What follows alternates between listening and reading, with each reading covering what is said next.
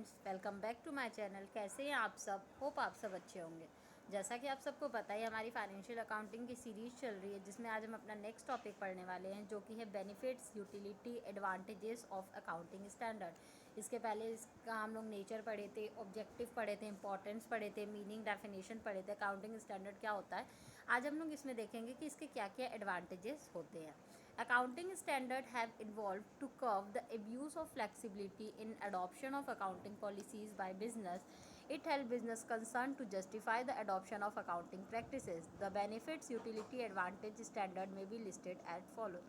सबसे पहले तो देखिए, ये इसका मेन एडवांटेज ये होता है कि ये किसी भी बिज़नेस को ये मदद करता है कि कोई भी बिज़नेस जो है उसको किस तरीके की अकाउंटिंग प्रैक्टिसेस को अडॉप्ट करना है, कौन से अकाउंटिंग पॉलिसीज़ को अडॉप्ट करना है, यूज़ करना है अपने बिज़नेस में। उसके लिए अकाउंटिंग स्टैंडर्ड जो होता है वो बहुत ही ज़्यादा मदद करता है। और इसके कुछ बेनिफिट्स हैं, वो हम लोग देख लेते हैं। Like it controls the controversy of accounting practices. Accounting practices को लेके जितने भी सारे कंट्रोवर्सीज या डिसएग्रीमेंट होते हैं, उसको ये कंट्रोल करता है, ठीक है। क्योंकि अकाउंटिंग स्टैंडर्ड की मदद से हमें पता चल जाता है कि कौन से अकाउंटिंग प्रैक्टिसेस को हमें यूज़ करना है रियल में अपने बिजनेस में। It makes accounting process more meaningful and informative. इसकी मदद से क्या होता है, जितने भी अकाउंटिंग प्रोसेस होते हैं वो ज़्यादा अच्छे से समझ में आने लगते हैं और ज़्यादा इन्फॉर्मेटिव हो जाते हैं। It improve and increase the credibility and reliability of financial statement. ये जो फाइनेंशियल स्टेटमेंट का क्रेडिबिलिटी होता है और रिलायबिलिटी होता है, वो भी ये और इम्प्रूव और ज़्यादा इंक्रीज करता है। It ensure the consistency, uniformity, relevancy and comparability of financial statement. अगर आप अकाउंटिंग स्टैंडर्ड का यूज़ करते हो तो उससे आपको क्या आसानी होती है? उससे आपको ये आसानी होती है कि आप किसी भी फाइनेंशियल स्टेटमेंट को एक यूनिफॉर्म तरीके से, एक रेगुलर वे में आप रन कर सकते हो, इंश्योर कर सकते हो। और अगर कभी भी आपको कंपेयर करना हो तो आप आसानी से किसी भी टू फाइनेंशियल स्टेटमेंट को कंपेयर भी कर सकते हो। It reduces the chances of conflicts, manipulation and fraud. अगर आप पर्टिकुलर सही अकाउंटिंग स्टैंडर्ड का यूज़ करते हो अपने बिजनेस में, तो उससे किसी भी तरीके का कन्फ्लिक्ट, प्रॉब्लम या फिर किसी भी तरीके का फ्रॉड होने के चांसेस नहीं होते हैं, ठीक है, कम हो जाते हैं। It provide the norms on the basis of which financial statement should be prepare. ये हमें वो तरीके के नॉर्म्स प्रोवाइड कर जाते हैं, मतलब बिजनेस को, कि बिजनेसमैन को किस तरीके से फाइनेंशियल स्टेटमेंट प्रिपेयर करने हैं, क्या क्या नॉर्म्स, क्या क्या रूल्स एंड रेगुलेशन यूज़ करके फाइनेंशियल स्टेटमेंट प्रिपेयर करने चाहिए। ये सारे नॉर्म्स हमें अकाउंटिंग स्टैंडर्ड से पता चलते हैं। It remove the effect of diverse accounting practices, ठीक है।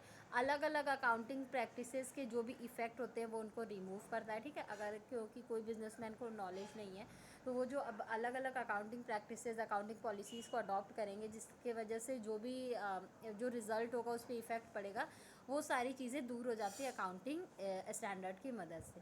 It creates the reliability and confidence among the users of accounting. उस अकाउंटिंग को जो भी यूज़ कर रहा है उसके अंदर एक अलग सा एक कॉन्फिडेंस बिल्ट होता है जब वो इस अकाउंटिंग स्टैंडर्ड को फॉलो करता है। तो it ensure the transparency in presentation of financial statement. और जब अकाउंटिंग स्टैंडर्ड का यूज़ करके फाइनेंशियल स्टेटमेंट प्रिपेयर किया जाता है, तो उसमें क्या होती है, पूरी तरीके से ट्रांसपेरेंसी होती है, मतलब कोई भी किसी भी तरीके का फ्रॉड या गलत होने के चांसेस नहीं होते हैं।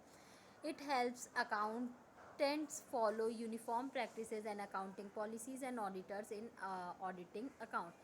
ये अकाउंटेंट को मदद करता है कि ये ऑडिटर्स को मदद करता है, अकाउंटेंट्स को मदद करता है कि आप किस तरीके से एक यूनिफॉर्म पॉलिसीज़ को, प्रैक्टिसेस को अडॉप्ट करें, फॉलो करें किसी भी फाइनेंशियल स्टेटमेंट को प्रिपेयर करने के लिए।